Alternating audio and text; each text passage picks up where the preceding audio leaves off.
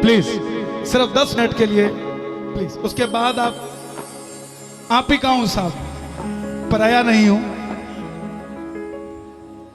लेकिन दरबार में आए और किसी भगत का काम ना बने, ऐसे कीर्तन का कोई उपलब्धि नहीं। मगर दरबार में आए और अगर एक भी भगत ने कह दिया कि मैं 16 दिसंबर को दिल्ली के उस कीर्तन में गया था और मेरी बात बन गई, तो ये पूरी मेहनत सफल हो जाएगी साहब। 100 की बात नहीं, 1 की। और बात उसी की बनती है जिसके दिल में श्याम नाम की ज्योत जलती है।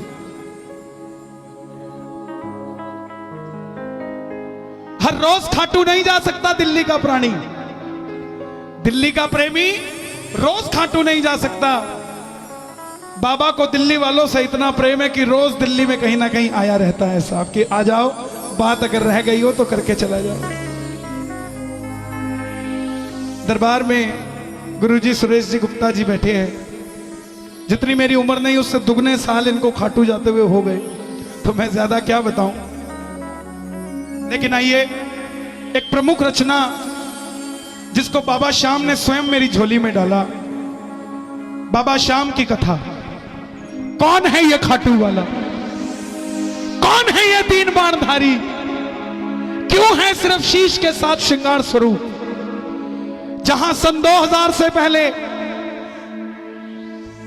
गिने चुने गिनती के भक्त जाते थे, ऐसा क्या हुआ कि सन 2000 के बाद आज गिनती करनी मुश्किल हो रखी है कि दरबार में कितनी प्रेमी जाते हैं। मेरी गुजारिश, ज्यादा देर नहीं, सिर्फ 10 मिनट मुझे दे दीजिएगा। कभी भी दरबार में जाओगे खाटू वाले के तो समझ जाओगे दरबार में हमने करना क्या है। यह बिना वहम का देवता है, सिर्फ एक मंत्र है, ओम श्री श्याम देवाय नमः। दूसरा कोई तंत्र मंत्र इसके दरबार में ना है, ना कोई काम करता है। जिसके घर में इसकी पूजा है उसके घर का ब्राह्मण भी यही है, उसके घर का सयाना भी यही है, उसके घर का मार्गदर्शक भी यही है, उसके घर का मुखिया भी यही है, उसके घर का सब कुछ यही है साहब। क्यों है, क्या है ये? सिर्फ 10 मिनट मुझे दे दीजिए। मेरी हाथ जोड़कर विनती आपसे, जिसने उठकर जाना है अभी चला जाए, मगर इस 10 मिनट के बीच में कोई ना जाए। मेरी हाथ जोड़कर विनती। मौलवी जी आप भी जरा ध्यान रखिएगा। सुनो सुनाए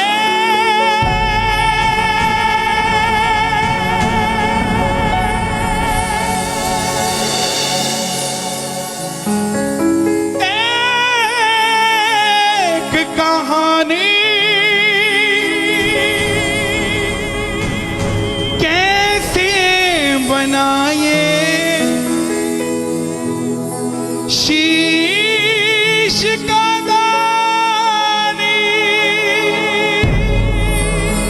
मांगा था क्यों ये शीश दान में कृष्ण ने, क्यों कहलाए अमर दानी।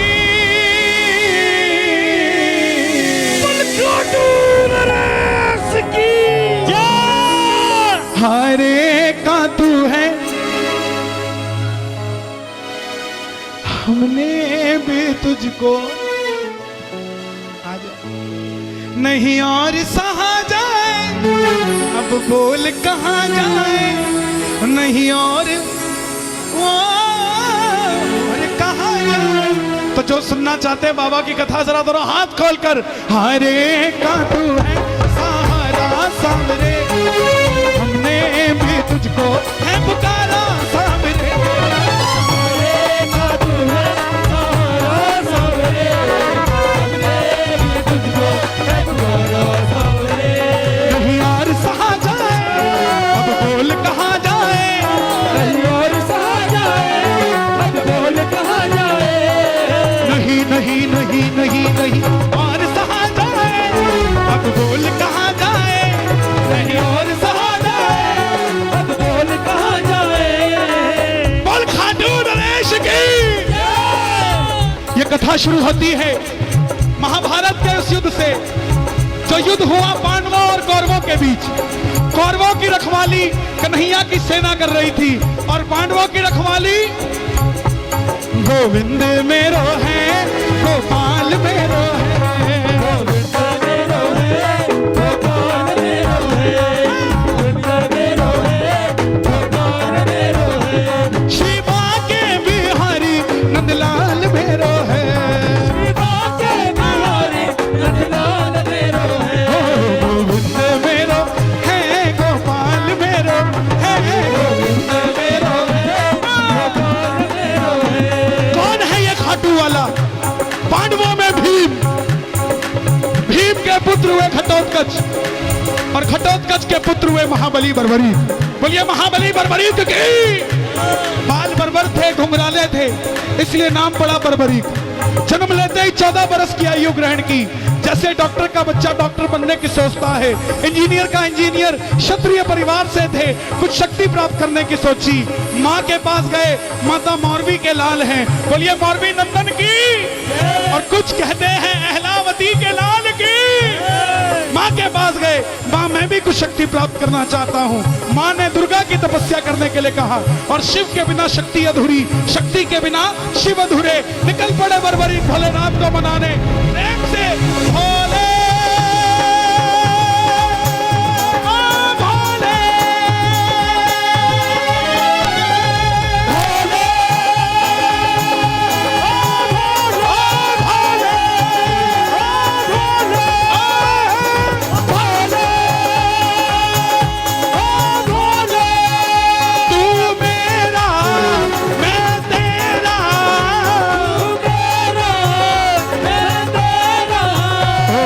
शाम से मिला दे बाबा, शाम से मिला दे, शाम से मिला दे बाबा, शाम से मिला दे। और मां दुर्गा की तपस्या से 3 बाण ऐसे प्राप्त किए जिससे तीनों लोग जीत सकते थे। जब इंसान के पास धन आता है तो खर्चने का मन आता है, और जब शक्ति आती है तो इस्तेमाल करने का मन आता है। माँ के पास गए, माँ मैं भी इस महाभारत के युद्ध में भाग लेना चाहता हूँ। माँ ने सोचा कन्हैया की सेना कौरवों के पास है, पांडव कमजोर होंगे, वचन ले लिया, बेटा जा, मगर जाने से पहले 2 वचन देकर जा। पहला वचन, हरे का तू है सहारा सामरे, हमने भी तुझको है पुकारा सामरे,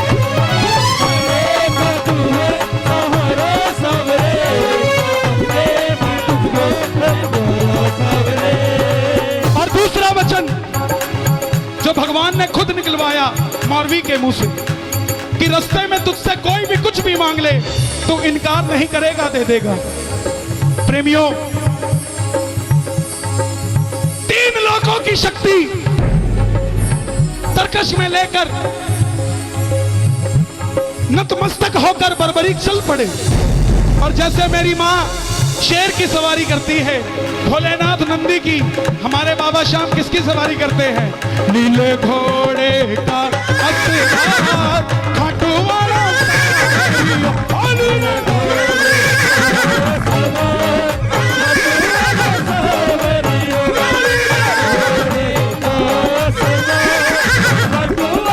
हाथ खोल के ये बात, सावरियो रे मारो सावरियो, सावरियो रे मारो सावरियो,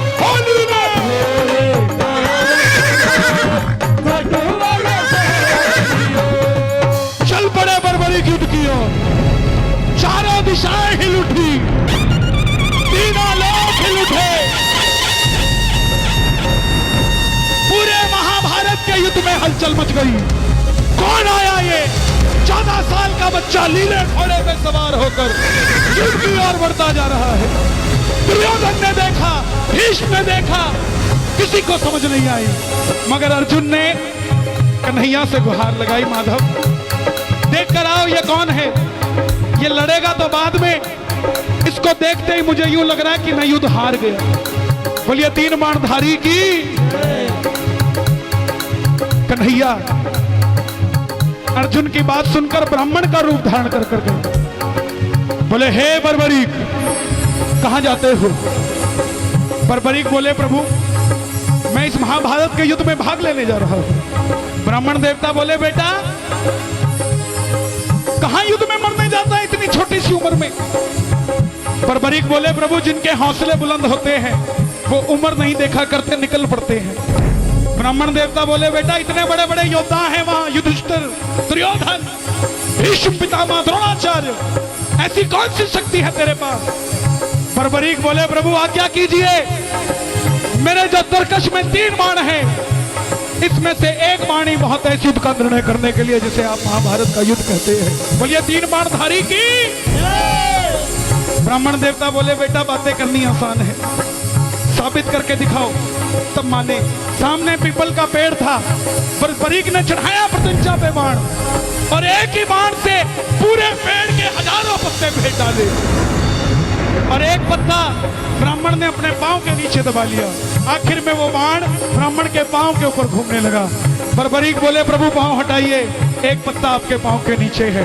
ब्राह्मण देवता मान गए अगर बर्बरीक युद्ध में चला गया तो सबको ढूंढ ढूंढ के मारेगा। 3 बाण धारी महिमा अति भारी, 3 बाण धारी महिमा अति भारी, जो खाटू बाणो सामरिया, जो खाटू बाणो सामरिया, मेरो पनरहारी, 3 बाण धारी महिमा अति भारी, 3 बाण धारी महिमा अति भारी। अब ब्राह्मण देवता ने, कौन था ब्राह्मण के रूप में? मुरली वाला, छलिया, किसी का नहीं हुआ। जन्म लिया तो देवकी को छोड़ दिया, यशोदा ने पाला, यशोदा को छोड़ दिया। राधा से प्रेम किया, राधा को छोड़ दिया। ब्रज में रहा, ब्रज को छोड़ दिया। रिश्तेदारों को आपस में लड़ा के छोड़ दिया, किसी का नहीं हुआ। बोले बर्बरीक किसका साथ दोगे? बोले प्रभु मैं अपनी मां को वचन देकर आया हूं, हारे का सहारा, जो हारेगा उसका सहारा। बोले ये कैसा वचन दे दिया? अगर तू पांडवों की तरफ हुआ तो कौरव हारने लग जाएंगे तो तू कौरवों की तरफ हो जाएगा, अगर कौरवों की तरफ हुआ तो पांडव हारने लग जाएंगे तो तू पांडवों की तरफ हो जाएगा। इससे तो युद्ध का निर्णय नहीं निकलेगा। प्रेमियों, बर्बरीक ने हाथ जोड़ दिए, हे ब्राह्मण देवता मेरा मार्गदर्शन कीजिए। ब्राह्मण देवता के मुख से आवाज आई, हे बर्बरीक, सुन लेना प्रेमियों, हे बर्बरीक, कलयुग में इस धरती के कल्याण के लिए एक शीश का दान चाहिए और वो शीश का दान इस समय किसी 3 महाबलियों में से किसी एक का हो सकता है। और वो 3 महाबली कौन? या तो भगवान श्री कृष्ण, या अर्जुन, या बर्बरीक तुम। महाभारत अर्जुन के बगैर भी कुछ नहीं और कन्हैया के बगैर भी कुछ नहीं। और तीसरा कौन? महाबली बर्बरीक। जैसे ही ब्राह्मण देवता बोले शीश का दान चाहिए, बर्बरीक ने और कुछ नहीं सोचा, तलवार निकाली, प्रभु शीश का दान दिया जाएगा। मगर जो शीश का दान मांग सकता है वो साधारण ब्राह्मण नहीं हो सकता। आप अपने असली रूप में आइए। और प्रेमियों, मेरे मोर मुकुट बंसी वाले ने अपना विराट रूप दिखाया। द्वारिकाधीश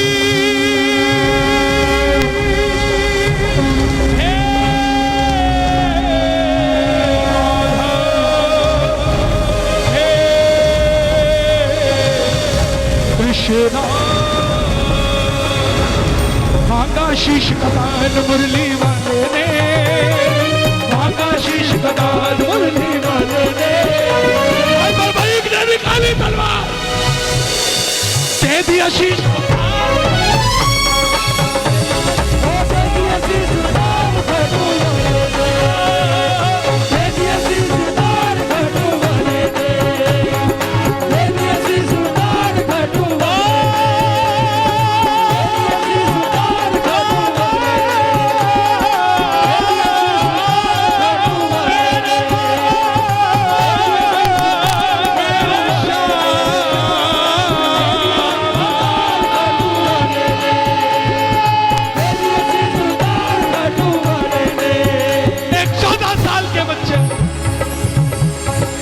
शीश उतार कर दे। चाहता तो एक बाण में युद्ध खत्म करके अपने आप को शूरवीर कहलवा देता, मगर शूरवीर से ज्यादा जो दानवीर होता है भगवान अपने आप उसे शूरवीर बना देते हैं। शीश दान से पहले कन्हैया ने पूछा तुम्हारी क्या इच्छा है? बर्बरीक के शीश से आवाज आई, हे प्रभु मैं योद्धा हूं, लड़ने आया था, लड़ नहीं पाया, मगर युद्ध देखना चाहता हूं। भगवान ने शीश को अमृत पान करवाया, और मुझे आपको बताने की जरूरत नहीं अमृत क्या होता है। खाटू का शीश पत्थर का नहीं है। अगर खाटू का शीश पत्थर का होता तो पत्थर दिल इंसान खाटू जाकर ना रोता सा। बाबा का शीश अमर है। अंत में पांडव युद्ध जीत गए, और जैसे हम करते हैं, काम अच्छा हुआ तो मैंने किया, गलत हुआ उसने किया। पांडवों ने अगर बर्बरीक ना होते तो पांचों पांडव भी ना होते। क्यों?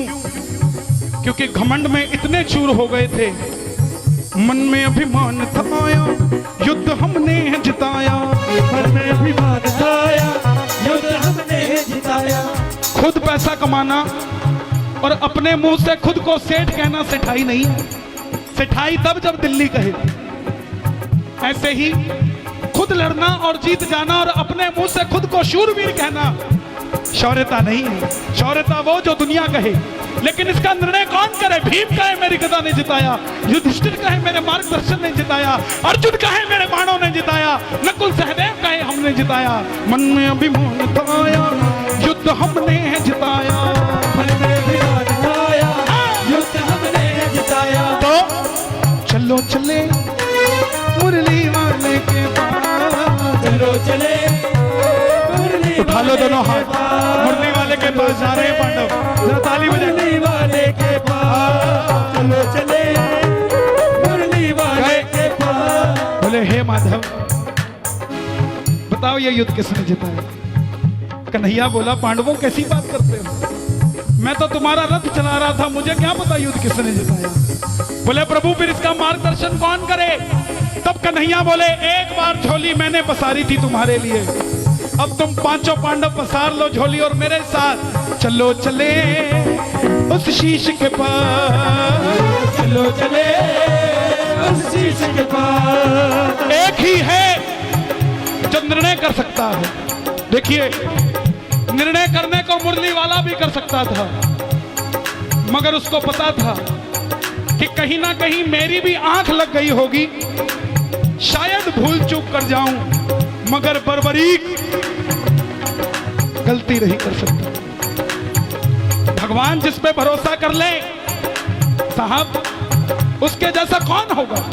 कहे चलो चले उस शीश के पास, चलो चले उस शीश के पास। उठा लो दोनों हाथ, बर्बरीक के शीश के पास जा रहे, जरा ताली बजा के। शीश के पास जाकर करेंगे उसका अरदास, जाकर करेंगे उसका अरदास। चलो चले चले चले चले शीश के पास, चलो चले उस शीश के पास। आवाज लगाई कन्हैया ने, हे बर्बरीक, हे महाभारत के महानायक, हे मारवी नंदन, हे घटोत्कच नंदन, हे लीले घोड़े के असवार, हे तीर बाणधारी, हे दानवीर बर्बरीक, हे महायोगी, हे महाराज, बताओ तुमने युद्ध में क्या देखा? बर्बरीक के शीश से आवाज आई, हे पांडवों किस चीज का अभिमान करते हो? मुझे पूरे युद्ध में सिर्फ और सिर्फ भगवान श्री कृष्ण का सुदर्शन चक्र चलता दिखाई दिया।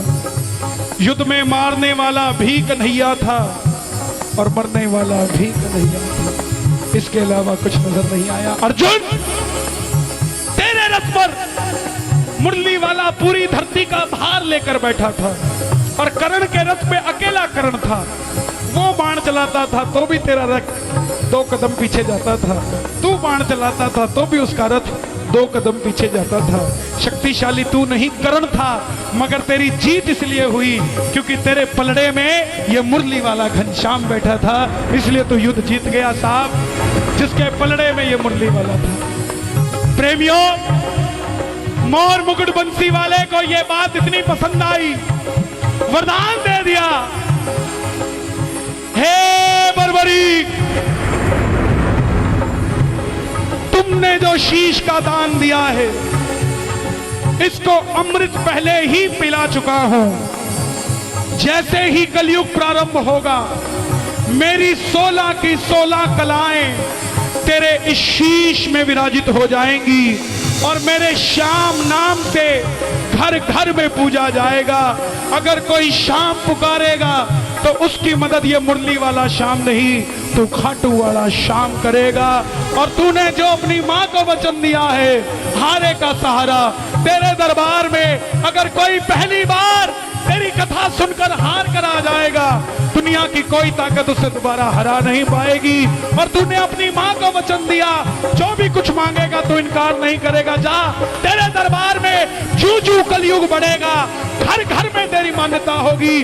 जैसे जैसे कलयुग बढ़ेगा तेरी शक्ति का और विस्तार होगा और तू दुनिया में लखदातारी कहलाएगा। जा, जो भी कुछ मांगने आएगा अपनी औकात से 10 गुना बढ़कर तेरे दरबार से लेकर जाएगा। प्रेमियों, यही वो खाटू वाले श्याम है जो हमारे बीच आज दिल्ली में आए हैं। कलयुग के अवतार है, लीले के असवार है, पहलावती के लाल है। उठा के जरा जरा हाथ प्रेम से कह देना, आएगा आएगा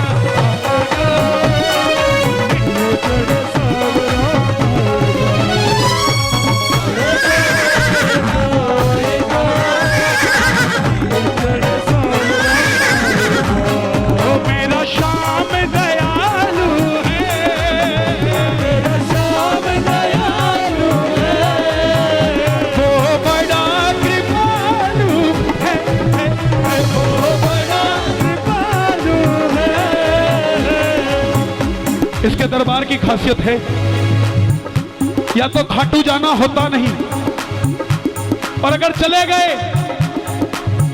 उसके अलावा कहीं आना जाना बंद हो जाता है। सर्दियों की छुट्टी पड़े चाहे गर्मियों की,